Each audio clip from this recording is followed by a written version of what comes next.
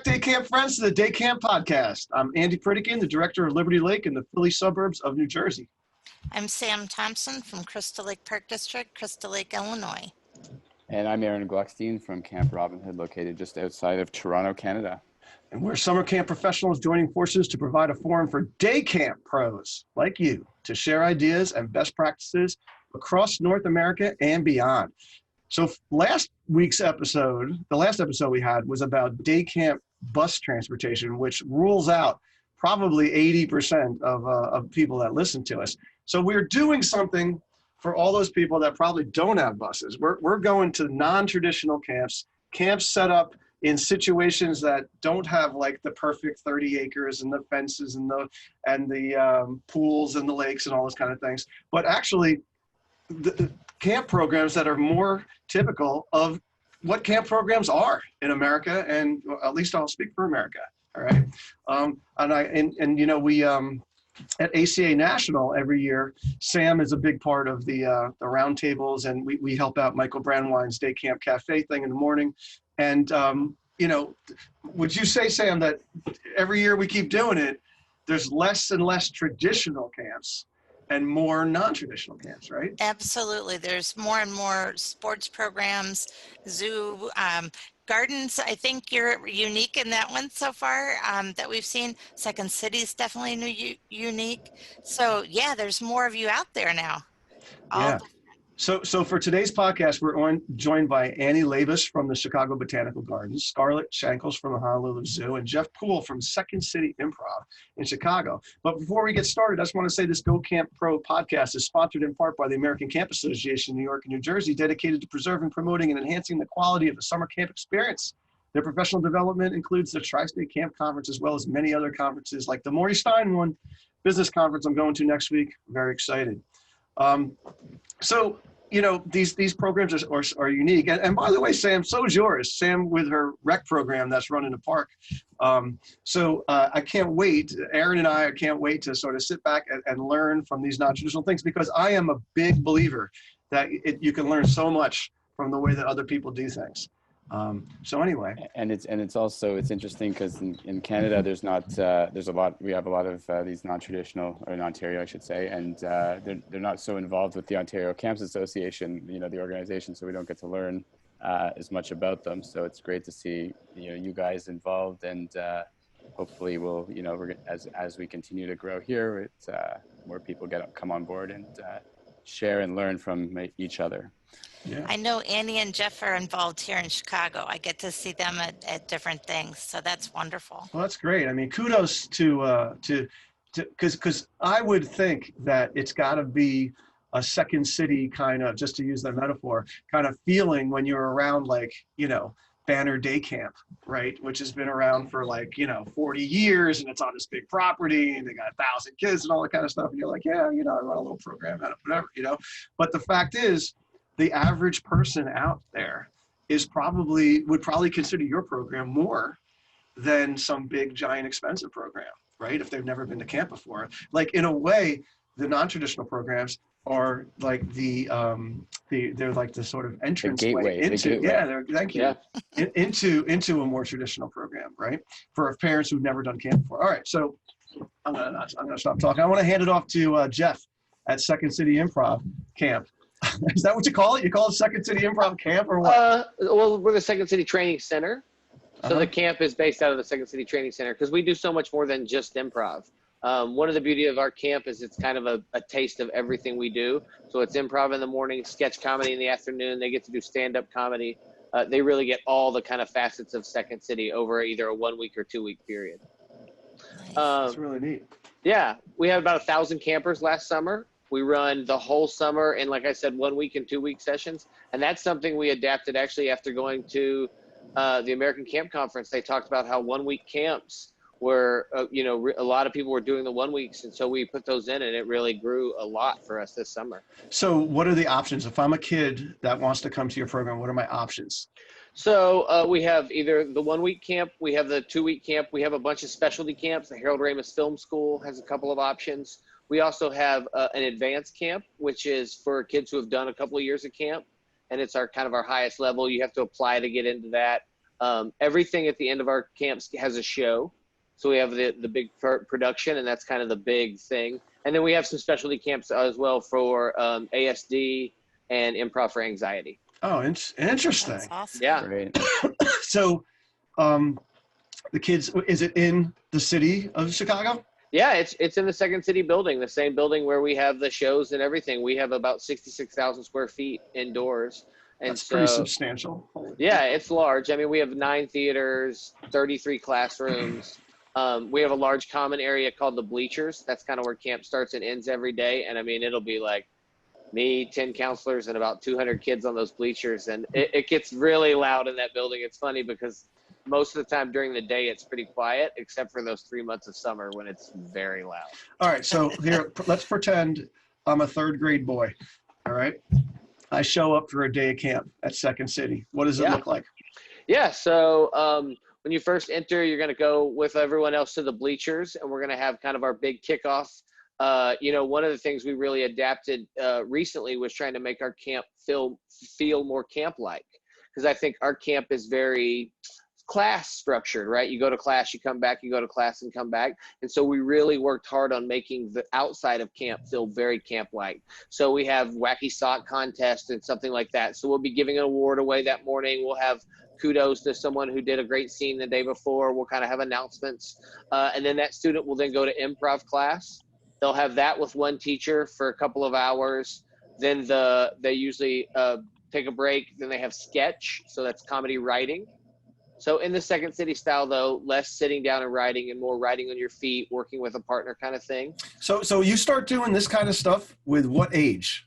Oh, yeah. This is serious. Yeah, no, our camp starts at age 5 and goes up to 18. So the 5 to 7 division, we consider that mini camp.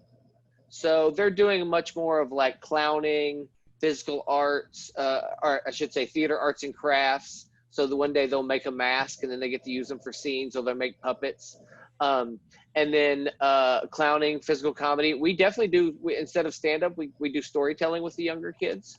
But it's those same concepts of getting up in front of people, speaking your idea, being able to be succinct.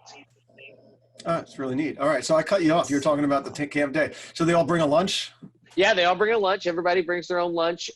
So we have lunch usually about halfway between that sketch comedy class. Then the second half, they go back and finish. And then the last chunk of the day is stand-up. So you haven't lived until you've seen an 11-year-old kid get up there and riff about homework or curfew or whatever the thing is that they're so upset about. It's pretty hilarious. Oh, And That's what's the profile of a camp counselor at your camp?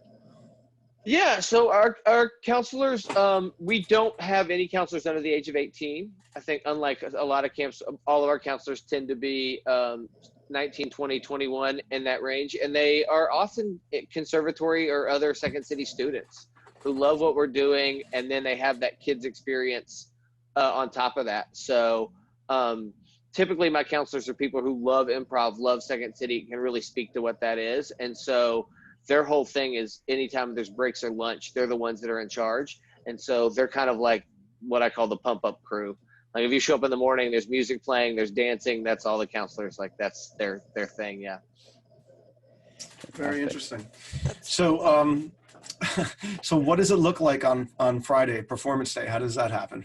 Yeah, performance day is pretty insane. So we'll have 10 shows running over 3 hours. So we'll have 3 different theaters running, or 4 different theaters running 3 shows in each, with one spilling out somewhere else. We'll have parents all over the building. It's kind of insane. So in the morning, all the groups tech. So like if your show's at 1 p.m., you tech at 9 a.m.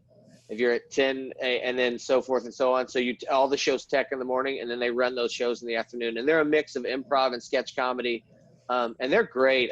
The thing I taught the camps for 10 years before I took the job of the head of them. And the thing that really struck me is you're amazed by the content these kids put up there. You know, we all the time after the shows, the parents are like, "Oh, did you write that? Did you help them?" I'm like, "No, they wrote all of that." Like, it's really cool to see what 13, 14, 15-year-olds are kind of on the cusp of thinking, and what they, their idea of like what's going on in the world and what's going wrong with the world is great to see. Wow. What an awesome opportunity. Do you find that you get some people coming in from the suburbs for the Oh, yeah. camps as well? Yeah, I would say if we had to guess our makeup, it's 35% city, 35% suburb. And I'd say the other, what is that, 70? The other 30% is out of town. Ohio, Michigan, Indiana. We pull a bunch of kids from that Midwest swath just because we're so unique to what we do. So their parents are staying at hotels or B&Bs or whatever? Yeah, a lot of times Airbnbs, hostels. You know, if a kid is like, a lot of times a kid the first year will come and make friends. And so the next year they come back and stay with their friend in the city or their friend in Naperville and that kind of thing. Yeah. We've had kids come from as far as France, Argentina, since I've been there. It's pretty steady. So if I lived out in the burbs, right, and I wanted to send my kid, these parents, they drop their kids off and then generally go back to the burbs and come back at 4 o'clock or whatever, or what? Yeah, you know, it depends on the situation. Most of those kids have a parent who work in the city.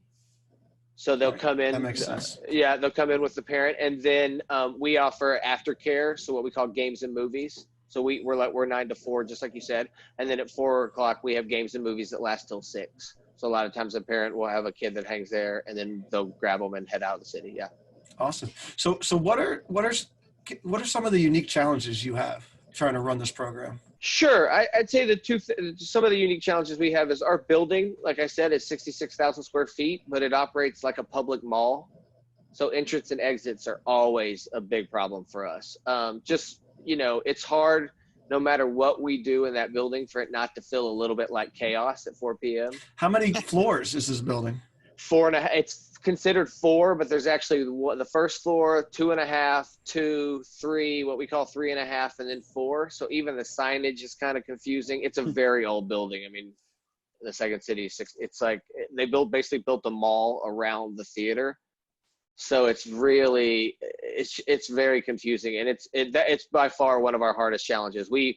For first days of camp, we have extra people that we hire just to be there to direct people. We have signage all over the place. It's definitely one of our biggest challenges because we just don't have a contained space, you know, that we can say, oh, this area is camp only, because there's so many ways to get in and out of the building. Well, that's definitely one of the more fascinating things that we're going to be talking about, because all three of our guests today run programs, which I didn't even realize Second City was one of these. They run programs in relatively public places, yeah, right? And how to maintain safety or a sense of safety, and even more important, the confidence of your parents. Yes. Right, that their kid's going to be safe, you know? Well, yeah, and it's funny because we send out this pre-information to try to let parents have, you know, we try to tell them 100 times, but it never fails that there's always a parent who's like, I was up on the 4th floor, and it's like, well, we're on the 2nd floor, and it's you know, and it's tough because once you do it once, every parent gets the groove. But it's definitely one of our big things, and like you said, it is. I tell my counselors all the time, it's making sure that the parent, like, I say this, we put it on the back of the shirt since 2004 or whatever, because I want them to know we've been doing this for 15 years. Like, this is not the first summer we've done this, and we have a lot of experience to do this, because I think sometimes, like you said, people don't know we do it, and then they're very much like, oh, did you guys just start doing this? I'm like, yeah, in the last century. So. I love that if you have a passion for that there's a camp for you, and that they have the opportunity now to feed their passions early for all the different camps, you know? Oh, yeah. It's something we find, especially in that 13, 14, 15, when a kid, they come not just every year, sometimes they'll come 2 or 3 sessions a year. Sure. So how do you organize the kids? Like, is it just by grade, by gender? Like, how do you order it? So we divide by age. And we're pretty open, and so that we take as many kids as we can, and then we divide them later, just because for us, the numbers are, we're thinking about the show on Friday. You can't have 25 kids in the class, because you can't have 25 kids in a 50-minute show all get a piece of the show. So we really try to cap them by age. So it's kind of 16 at 16 and older range, 14 at the 14 and older, 12 at the 12 and older. And then once you get below that, we kind of cap at 10 for the younger groups. So go ahead, Ehren, sorry. No, I was just going to say, are they divided by specialty? Like, they're making choices of what they want to focus on? No, we really try to get everyone to do everything. You know, one of the Second City mantras is you have a right to fail, not to bail. And that mantra is everybody tries everything once. And you can tell me afterwards you hated it, and that's cool. But like, we really kind of put you in that vein. And so we really force everybody to do everything. And I have at least one kid a year that is in my office being like, I don't want to do stand-up. I don't know why you're making me do stand-up. But at the end of the year, by the end of the term, they usually see what we're trying to get for them out of it. So the other thing is we really empower the kids to know that they don't have to be funny, right? I think and usually if we have discipline issues, it's a kid trying to be funny too much. And so our end is we really empower them to just have fun, work together, and the funny will come on its own. So you have a lot of wise asses at your camp. Well, you know, I mean, I would say this: we're definitely the camp that if there's a kid that like is always in trouble in class, the teacher's like, you know, I got a place for you this summer. A lot of brochures in the guidance counselor's offices. Yeah, but I always like to say, I think, and that's true, improv is great for the loud kid. I was a loud kid. I needed to be told when to shut up, and improv was good in that way for me. But it's also really good for the quiet kids because improv teaches them that they have a time to talk and they have to talk. Like I said earlier, you can't be like, Jeff will do it. It's not a fail. There's not a bail moment in there. You have to contribute. And so that's one of the things that I really, you know, I have these parents that are always like, I send my kid to coding camp and science camp and STEM camp. Why improv? And then I explain to them and they're like, oh, okay, that makes sense. Yeah, no, I think that what you're teaching these kids is communication, like in its purest form, in a day and age where they're stuck in front of screens, you know, communicating through, you know, messaging and things like that. So I think that's a huge sell, you know, for parents that, you know, these kids are going to get to college or get into the workforce and be able to actually have conversations with another and be able to deal with awkward situations, right? Yeah. You're literally creating awkward situations all day. Yeah, well, and we take their phones. That's one of the things we do is we take their phones at the beginning of the day and lock them away for the whole day. And it's amazing how we didn't do it my first year, and the second year we did. And it's amazing how now on the breaks, instead of being on their phones, they're talking to each other, they're creating scenes, they're playing Uno. It's a different atmosphere, 1,000%. So, yeah. Oh, I love your camp.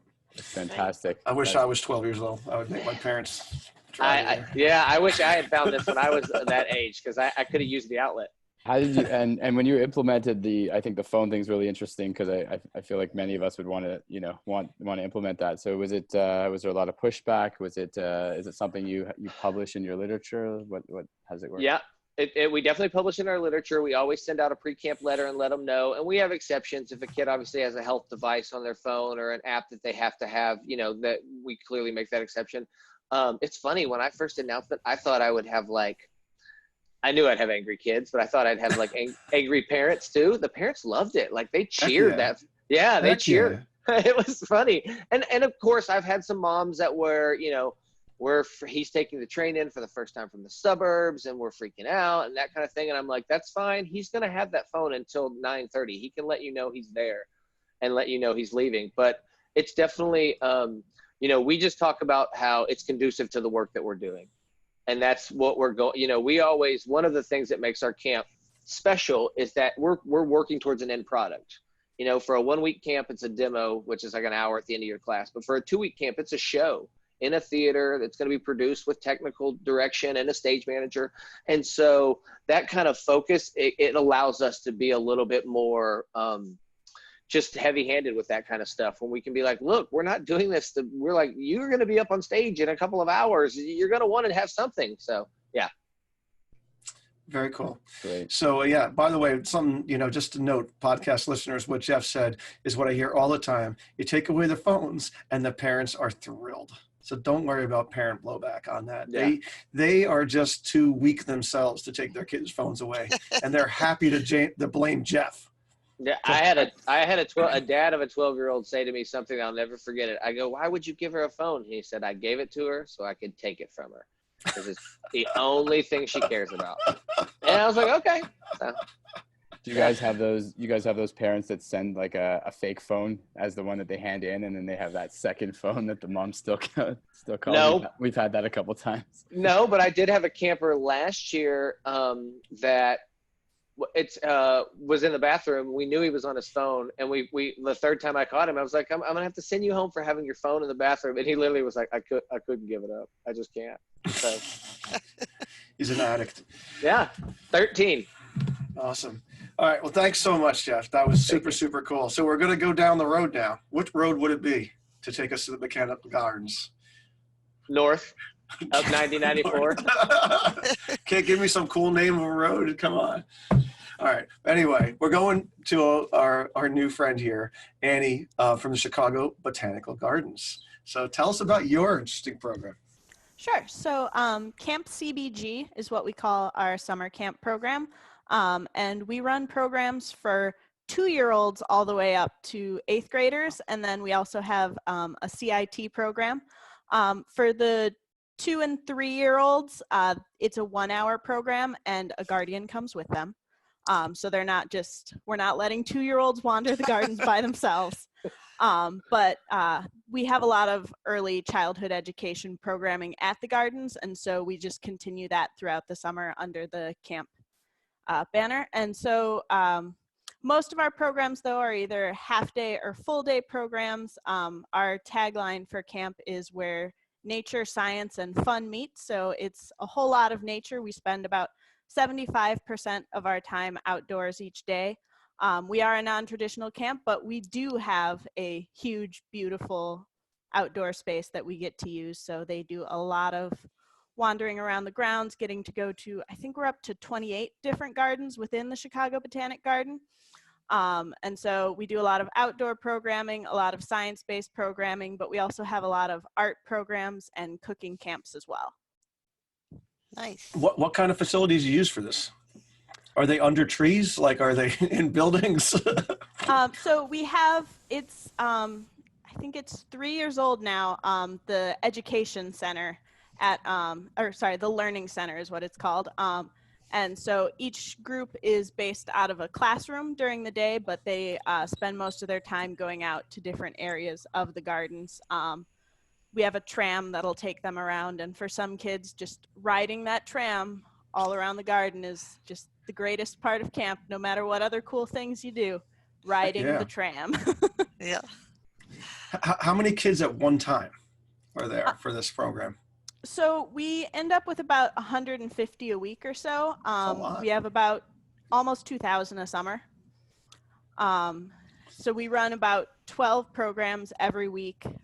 Most programs are 1 week long. We do have some that are 2 weeks long as well for the older kids, and those are full day programs. But a lot of our programs are half days. And then we offer 2 sessions in the morning and 1 session in the afternoon, so that if kids who are there in the morning want to stay for the afternoon, great, they can. But we find, especially since our audience is much younger, that a lot of kids just need to go home and have nap time and stuff. So how do you organize the kids and the counselors, like into groups and such? So parents choose what camp to sign their kids up for. And one of the unique things about our camp is that pretty much every program is run by an instructor who is a teacher during the school year. So most of our staff are actually in their 30s or older. We do have some counselors who assist them, but it's mostly, we have a much older staff and a staff who comes back every single summer. They're so awesome.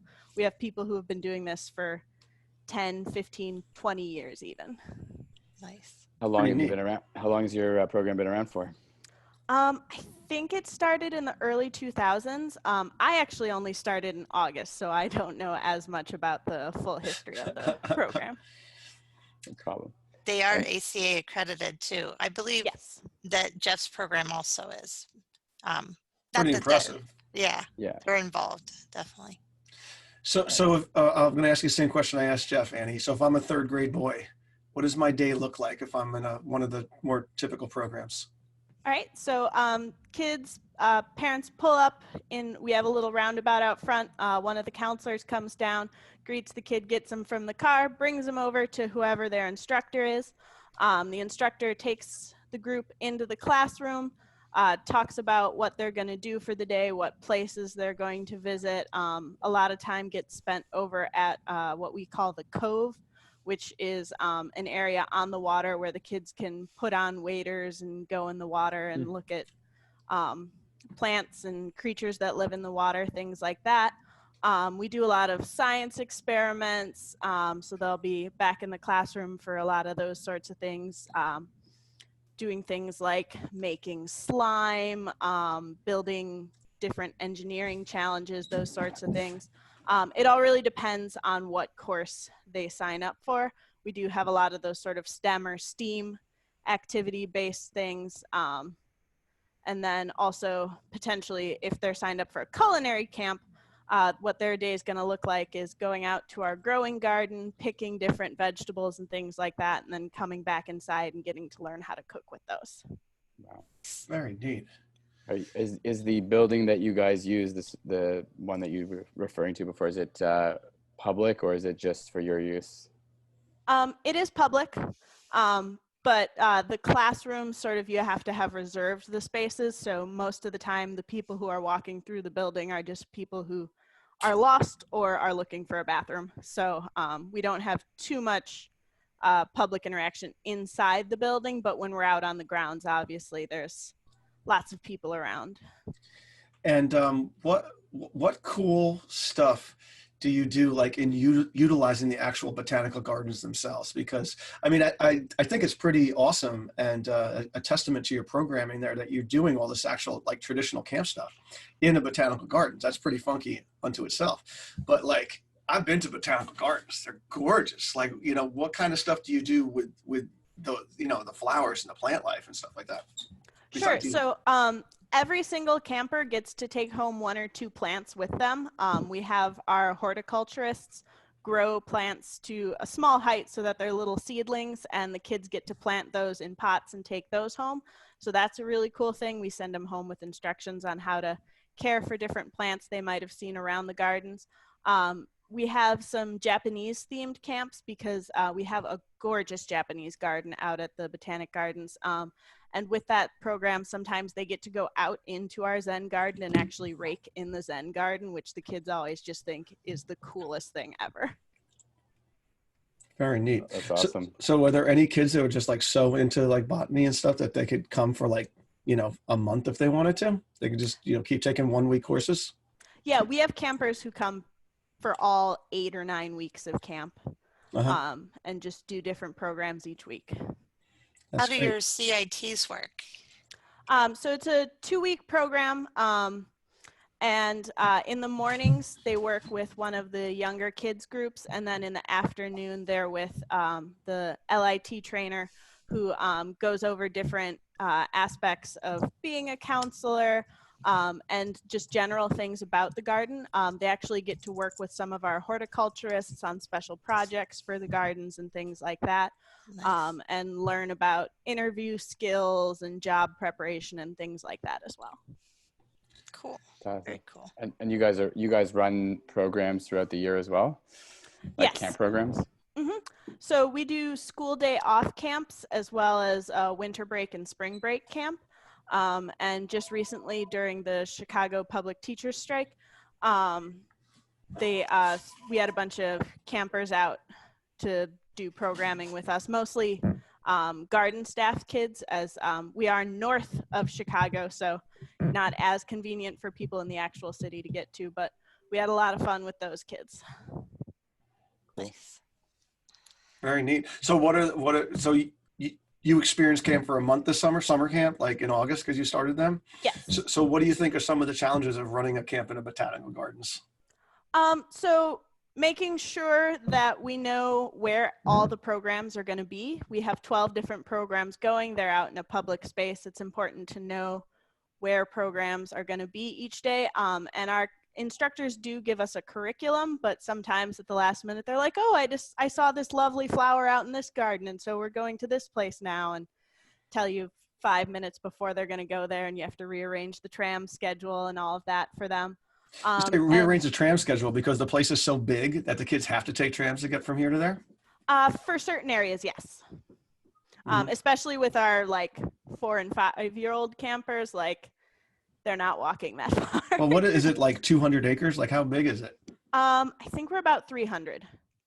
Yeah, it's pretty Wow. sizable. And when you say that you're on the water, what kind of water is it? Like a swamp, or is it? Yeah, it's a marsh sort of Yeah. thing.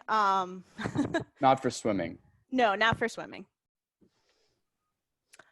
So yeah, the making sure we know where every group's going to be is a challenge. Also, since so many of our staff are school teachers, staffing our first and last week of camp when teachers are either shutting down their classroom for the year or want to go back to school and start getting ready, it gets challenging to staff because those are also our busiest weeks because most camps end early August and we go through mid-August. So your staff are on like short contracts. They're there for only a week at a time sometimes, or? Yeah, so some of our teachers come for the whole summer. Some of them come for just 1 week and even just like half a day for 1 week. So they'll be like, they're Wow. just in the mornings. We're very flexible with that scheduling just because we know teachers have a lot going on, but we do want to keep some of these amazing instructors. So even if they're going to be gone for a month of the summer, if we can have them for that other month, we're willing to make that work with their schedules. Got to be a challenge. I'm cruising around your website and I'm looking at the schedule, Annie, and I think it's interesting. You close camp. You don't have camp on the 4th of July week. Yes, that's right? correct. Which I think is interesting because a lot of camps do, and they have far less enrollment. And then that's sort of a pain in the neck, running camp with all your full expenses going and having, half the amount of kids, let's say, right? So I think that's an interesting call. And it's also a nice thing for your staff, right? To have a nice little break too. We used to have camp on the 4th of July, and it was such a hassle, both staff-wise and parents would get angry that if they pulled their kid out of camp, they were going to be missing something towards the show. So we've just kind of moved away from it, and it's much more popular. So wait, Jeff, you have camp. We're talking about the 4th of July itself or 4th of July week? So we what we do now is we just make that camp an 8-day camp. So it runs up till the 3rd, and then we just end that camp. Instead of it being the full 2 weeks, we run an 8-day session. I gotcha. Yeah, no, it's interesting. There's all the 4th of July thing. We could do a podcast just on that. How people handle that. We give off that day. And then of course just encounter less kids that are coming that week because of that day. We had Banner Day Camp on last week. I know they do something very interesting. They actually have their family visiting day on that day, on 4th of July. So they invite all their families, and it's a big camp, to come on 4th of July, and they have a big barbecue blowout. And the staff have to work. So the staff are working that day, and they're positioned all around the camp doing stuff, activities or whatever stuff related to the barbecue. And they say it's hugely popular, because the fact is 4th of July, most people don't have anything to do, especially if it's in the middle of a week, right? Yeah. So it's pretty funky. What do you do 4th of July, Sam, at your rec program? I'm assuming you just closed down, right? Yeah, we're off that day, but to make up for it, we have our overnights that week. And so they get a day at night and they get the parade. We're in the 4th of July city parade on Sunday. So they get a chance to come and spend 4 hours on a float. I gotcha. All right, cool. Thank you so much for sharing all that, Annie. That was super awesome. Very interesting. And it's called Camp CBG, right? Yes. Right. So you guys could look that up online if you want to see it. And what's the, Jeff, what's the website for your camp? Just secondcity.com and /kids. And I'll bring up /kids. Kind of all. Yeah. I like that. /kids. Right. It's a little dark, but /kids. All right. Even darker. So all right. So before we go on to our next guest, I just want to say that the Day Camp Podcast is brought to you by CRS, Commercial Recreation Specialists, the fine purveyors of the best rec programs, products for in, on, and around your water. So check out their website at crs4rec.com. CRS is serious about fun. I'm sure they're going to be contacting you, Annie, telling you that it'd be great to have a splash pad near your little Zen area. For those 2-year-olds would love it. All right, is Scarlett still there? You still on the phone, Scarlett? Hello, I am here. Oh, you're being so patient. So as I was saying before we started the podcast, I met that woman that worked there at the ACA conference last February. And it was just so interesting to hear about a camp that is going on at such a cool place. First of all, everybody in the room just like, oh my God, Honolulu, so lucky, right? But besides that, the whole, like she was giving me a whole reality check of what it was like trying to run a camp at a zoo when there's thousands of people at the zoo, theoretically. Yes, definitely difficult. So interesting. Yeah, so tell us about your program. What's the actual program called? So it's called Honolulu Zoo Society Zoo Camp. The reason we have to specify between that is because the city runs the zoo, whereas we are the fundraising aspect. So the camp is actually part of the fundraising for the zoo itself. So it's very educational. We follow the NGSS curriculum standards for pre-K to about 6th grade. So we're implementing curriculum every single day. It's kind of a big chunk of the day, and then they'll go on a zoo tour, which is kind of the scary part for us. But they go out, they learn about the animals, they may meet some keepers, they go behind the scenes, which again is another scary part, but they're able to be heavily immersed just in the idea of utilizing an animal facility as an educational institute.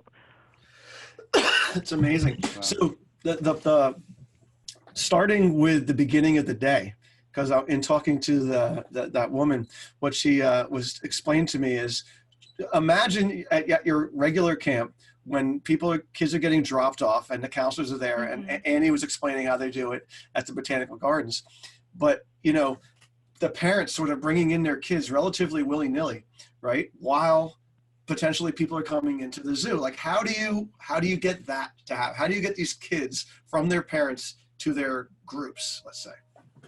So we actually have an educational programs gate, which kind of falls on the closer mountain side of the zoo.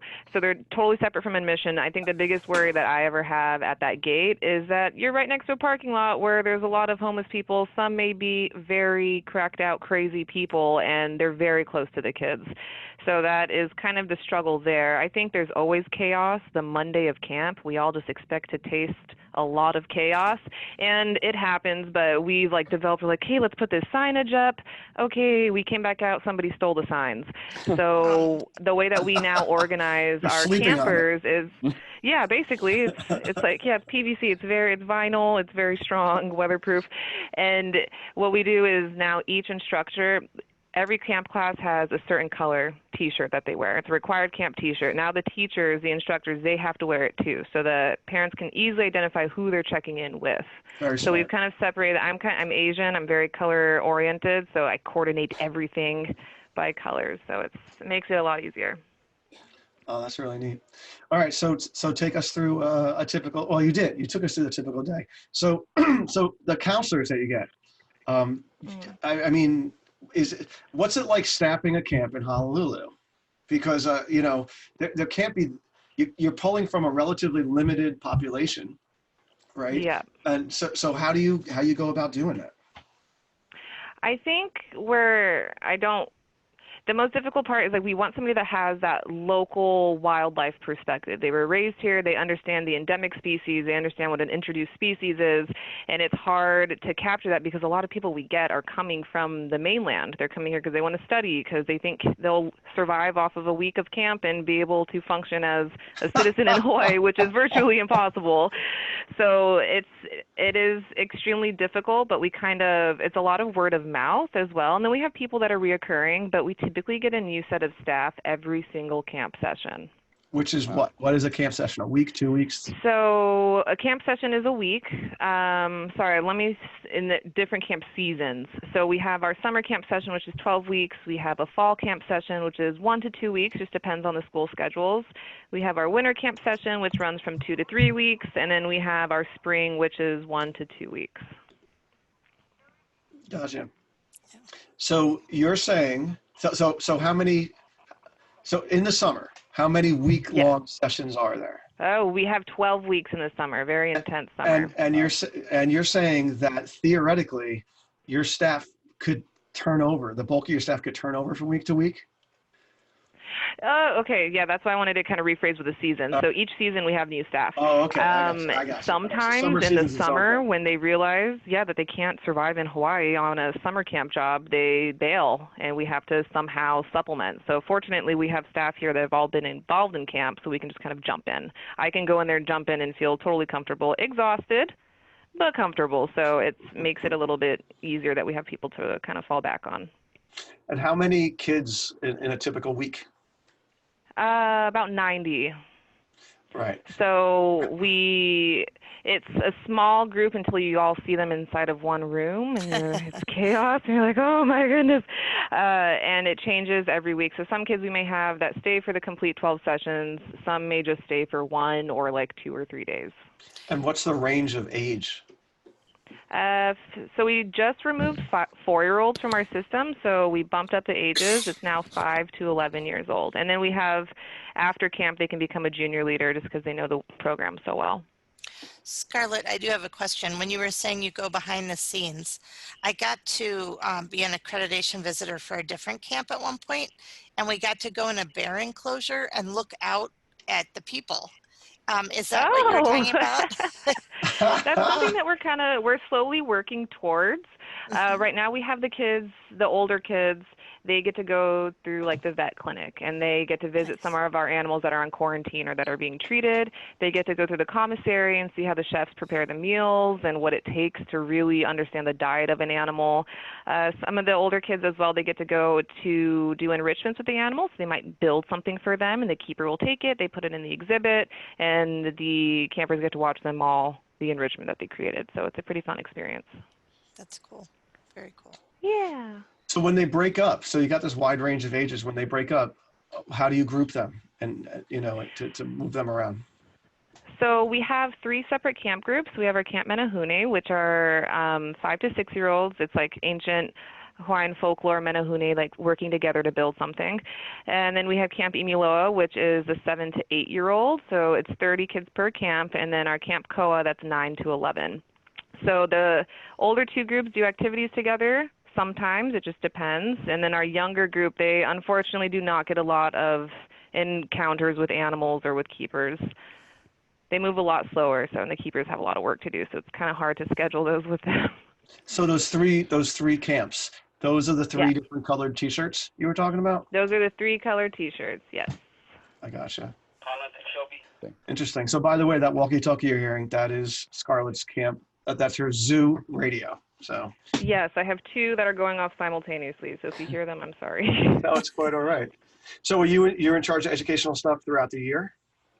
Yes, so the educational program. So not only do we have camps, we also do like evening tours. We have events for fundraising. We have in-reach outreach programs, guided tours. We have a bunch of stuff going on. So let's say I was the oldest kid in Camp Koa, or I think as you said. Okay. And so what is about the coolest thing that I could do at your camp in the summer with animals? Okay, let Or me see. take Coolest thing I could see. So with Camp Koa, you guys definitely get to meet a lot more of the keeper staff, and you get to go into the encounters with animal encounters is when you're going into their exhibit with them. So they get to go see the Galapagos tortoises as well as the Aldabra and the small Asian brown tortoises, and they get to feed them. They might get to scratch their neck. They love their necks to be scratched. They get to do encounters with our large Burmese python, George. Oh. He's huge and hefty, and the kids love him. Amazing. So interactions with the animals, I'd say, are the coolest and the most memorable experiences that the Koa kids have. So what are your biggest challenges that you face as a person? The list is never ending. I think some of the largest challenges, I think, are just the functionality of the program within the parameters of the zoo. So there's things that we can do, there's things that we can't do, and there's obviously plenty of opportunity here, but there are multiple organizations that work on zoo grounds. So we basically have to get tiers of approval. Like, are we allowed to do this? Can we do it at this time? And then it has to go up the chain, and it may not even circulate back to me by the time camp started. So I think that's the biggest struggle, is working with multiple organizations here. do you have a lot of designated space that you're able to use privately? We did, and then it just, right now it's being, in a sense, demolished, from it just being torn up from inside out. So we just lost a major educational space. So that's probably one of the biggest struggles I'm dealing with right now, is finding a spot for these kids to go. We have a designated, like a zoo classroom, which usually sets for 60 kids. We'll have Imiloa and Menehune in there, but our older kids just lost their classroom. So winter camp is coming, and I am on the edge. Is that the slogan? Winter camp is coming. Winter camp is coming. That's my new camp slogan. Scarlett, do you use trams to get from one? I'm assuming the zoo is fairly large as well. It's about 42 acres, so it's not too bad. We don't use a tram. I think that would feed into the kids' just lack of wanting to walk, honestly, because they struggle, and it's not that much walking that they're doing here, and they complain a lot just because of the heat, which is understandable. But the form of transportation, if there is any other than walking, for our youngest group is a rope with loops that they must hold on to, because we have runners, and it's hard to find them because we have lots of foliage around. So a rope with loops. What is the average temperature in the summer in Honolulu? Oh, probably 85 to around 93 or 4, but when it's stagnant or we have our Kona winds where the fog comes in, it is miserable outside, and they would much rather be inside. It's humid, that's what you're saying? Very, very humid, yep. Oh, well, I'm surprised it's not even hotter. I thought it would be even more so. That's great. The feel-like temperature is like 110. I do kind of catastrophize every situation, but in that one, I'm like, it's very hot. You're sweaty. It's not a fun place. So the only way to cool them off is to go in the air conditioning, right? They can't jump into in the air conditioning. We do water play. That would be cool, but also very dangerous. So usually in the latter half of the summer, where the heat is really coming up, I do water play every Friday. I'm big on conservation sustainability, so the irony of water play just beguiles me, but I think it's absolutely necessary. And then there's also a bunch of local organizations that make like fruit pops, so we can support the local economy while also cooling the kids off so they're not hot and angry. That's great. You have a very cool job. It's got to be stressful, but it's a very cool job. Yeah, it's fun though. Yeah, it's all well worth it. Are you a native Hawaiian? I am not. I've been here for about 11 years. Before that, I previously lived in Albuquerque, New Mexico. Uh-huh. And did you go to camp yourself as a kid? I never went to camp, and being so submerged into camp, I really wish I did, or that my parents just wanted to kind of get rid of me for 3 weeks. I would have loved that. They were helicopter parents, so I was just watched by them mainly.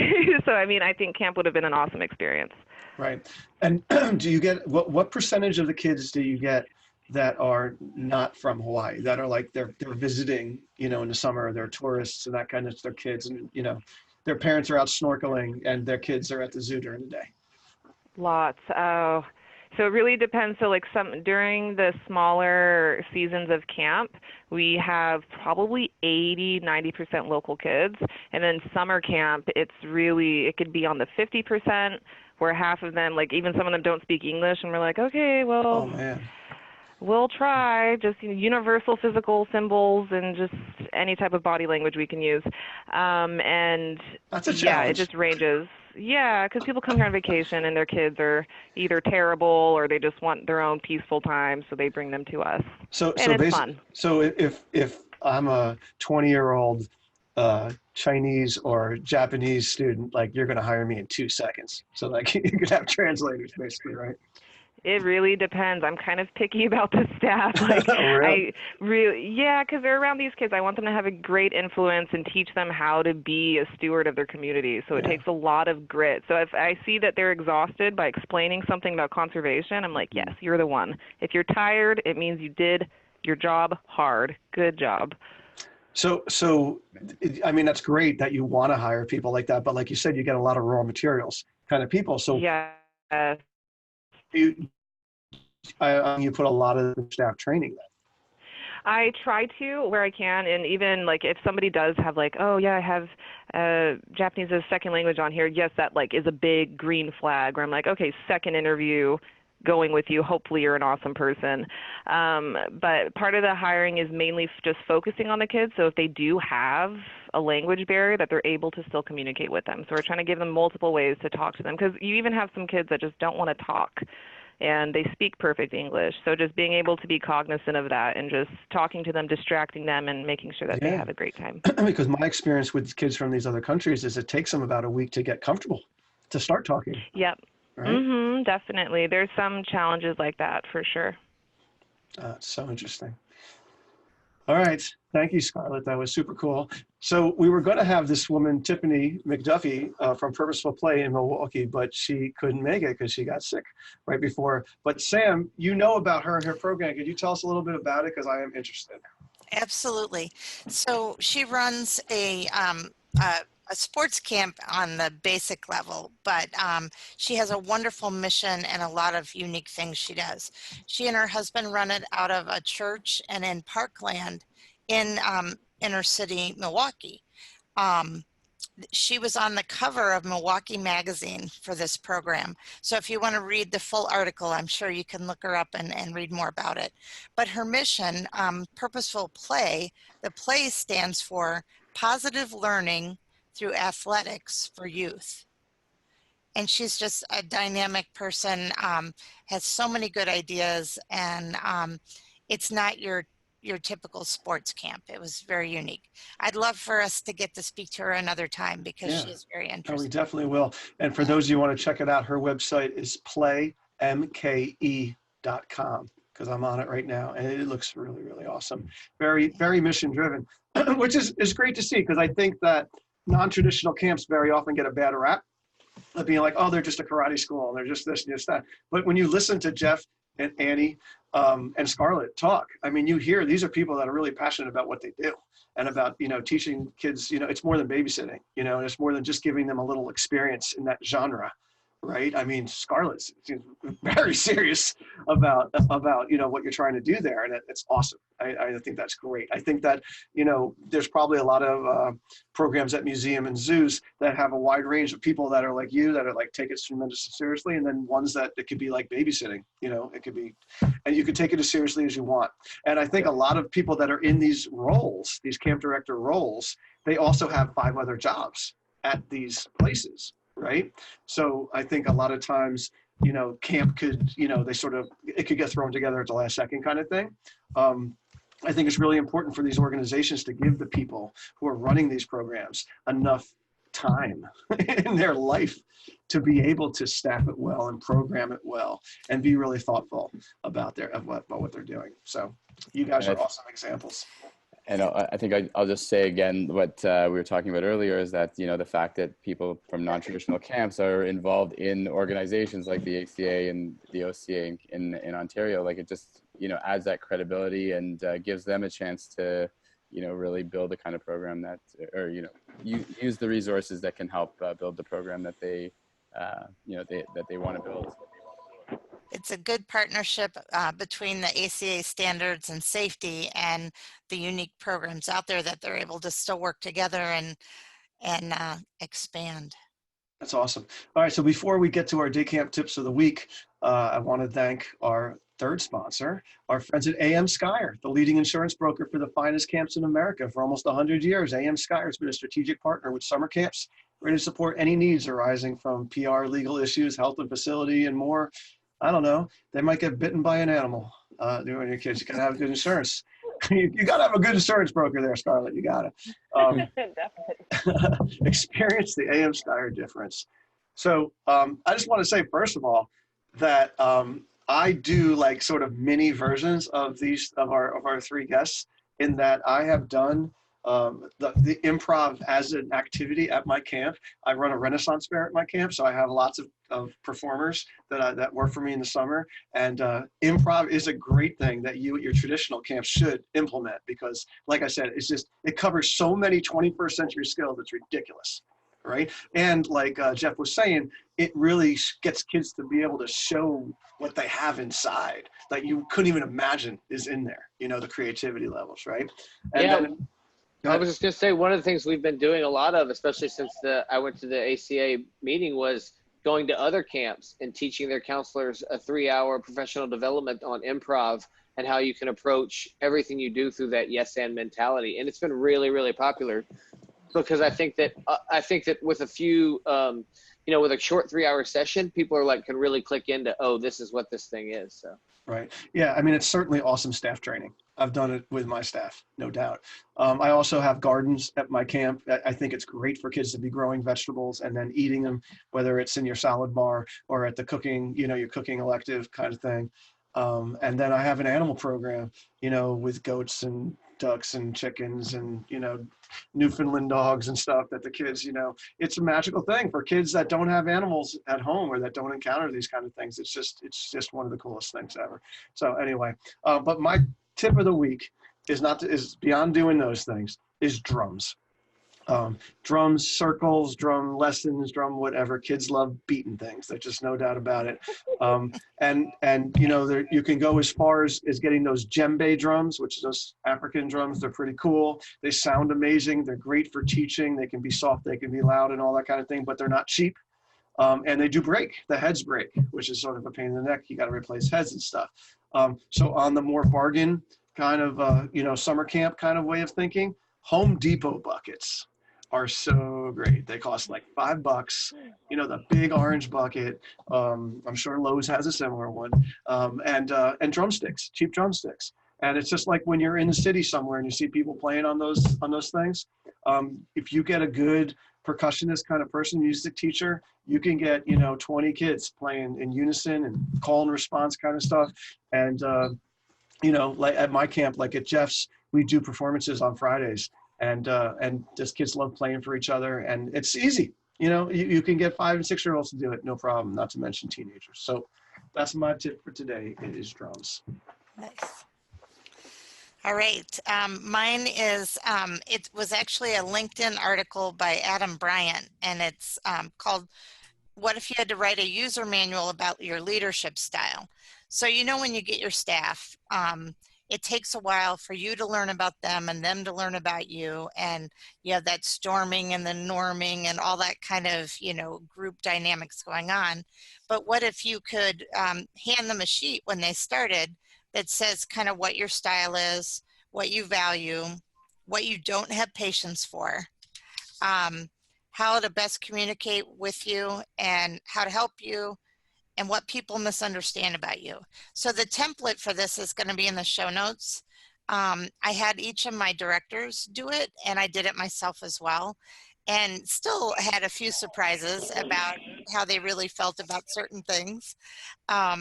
So it just cuts out the time-consuming guesswork when you're working with new leadership people. Yeah, it's great. I did this recently myself. And what I did, I created a Google Sheet, an online Google Sheet, and made each one of my leadership people have a different tab. So I just cut and pasted the questions into each sheet, and then they went in and wrote in their answers. And like Sam said, like if you're this like seasonal teacher kind of person, and now you're going to get teamed up with this brand new person, it's great to see this, like, how do you like to be, you know, spoken to, and like what are your triggers or whatever, like what are your pet peeves, you know, how do you like being complimented, like things like that. It's this cool little thing. It's a nice little cheat sheet for somebody, and it is called a user manual, which is a cool name too. Yeah, it was good for me to think about too, how you don't always think about how you react to people till you sit down and try to write it out, and you're like, oh well, yeah, it is reflective. It's cool. So. All right, Ehren. And yeah, Andy, I just wanted to comment on your drum activity, because it's actually something that we I have a guy who's a music instructor at our camp in the summer, and he works a lot with the Native youth in troubled communities, and he brought this program to us, and it's been fantastic addition to our program, and we do it a lot now with our team building high school programs that we run in the shoulder season. So it's really something that, you know, you think is might not be as popular with older kids. And it's really if you do it the right way and you have the right instructors, it's a fantastic fantastic way to bring people together. But for my program tip, something haven't implemented this yet, but got the idea recently and would like to implement it. We just had a meeting a couple of days ago of our sort of first summer planning meeting of the season, and we're talking about doing this for next season. Little kids, and we have a lot of them at our camp. Their memories are fleeting. They're not always able to recount what they do when they get home, and we want to leave camp we want the kids to leave camp on a positive. And so doing like a visual summary of the day with our youngest kids is something that we're going to be implementing, and just having something that we call My Day at a Glance, and having the kids sit down with their counselors at the end of the day, circle some different activity symbols, pick symbols of what they've done throughout the day, and just being able to go home and say, because I'm sure many of you have parents who are looking for every single detail of what the kids have done in the day, and they want schedules sent home in advance often, and we don't as a rule send home the schedules, but this is hopefully going to be our way of doing appeasing the parents from that respect, and also giving the kids some positive positive way to reflect on their day, and to maybe choose their favorite activity to highlight. And so depending on the age group, we might be able to have give them a chance to each share something about their day, but at the very basic level with the youngest kids, just circling, coloring in what they've done and what they like doing in the day, and just taking that home with them. That's cool. I like it a lot. All right, let's go to our guest. Jeff, you got something? Wait, unmute yourself, Jeff. Unmute yourself. Yes, that'll help. And by the way, the Second City guy, your expectations are high. I just have to tell you. Okay. Well, it's funny because we have all these groups, and a lot of times our biggest problem would be on show days, right? A parent would come in and they say, "I'm here for the comedy show," and we'd say, "Great. Which one?" We have 9 of them running in the building. And so one of the things we've done is each age division has a different naming nomenclature, if you will. So our youngest groups are funny items. So they're either whoopee cushions or banana peels or something like that. And then our older groups are Second City alumni. So you might be in the Colberts or the Fays or the Candies or the Carrells. And it's so funny because since we started doing this, we used to just give them random names. But since we started using Second City alumni, it's really clicked with the kids, and they get really into the idea of being the Carrells. And it makes it so much easier on that Friday when a parent comes in and says, "I'm looking for a comedy show." And I'm like, which group? And they're like, Stephen Colbert. And I'm like, I know exactly what theater you're in. And so it's one of those things where it's really making it very specific to your camp, and specific, like reminding them over and over again. Like we have them chant, "Who are you, Colbert? Who are you, Colbert?" And then it just trickles over, so the parents have to know that, it's information they're forced to learn. Yeah, and on our very first episode that we did for this podcast, we talked about the sleepaway camp spirit and simple little things you can do.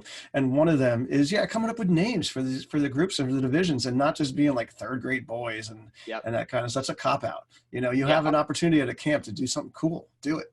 Our camp was so school-like, honestly, and we had a camp director a few years ago, Julian Schwartz, who now runs an overnight camp in California, but she really camped out our camp and made our common areas and our lunches and everything like that feel so much more camp, and it's added so much to our camp. Shout out to Julian Schwartz. Yeah, she's awesome. Great.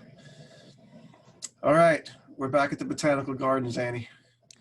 So a really fun, really easy, absolutely no prep nature activity that I really like to have the kids do.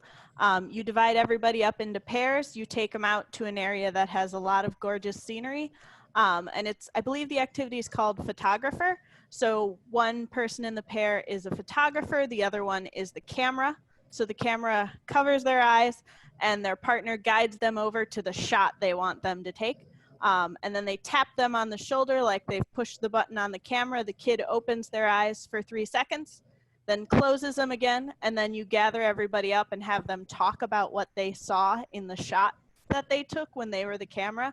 And it's a real good way to get the kids sort of calmed down and focused and really thinking about and appreciating nature. What do you call that, Annie?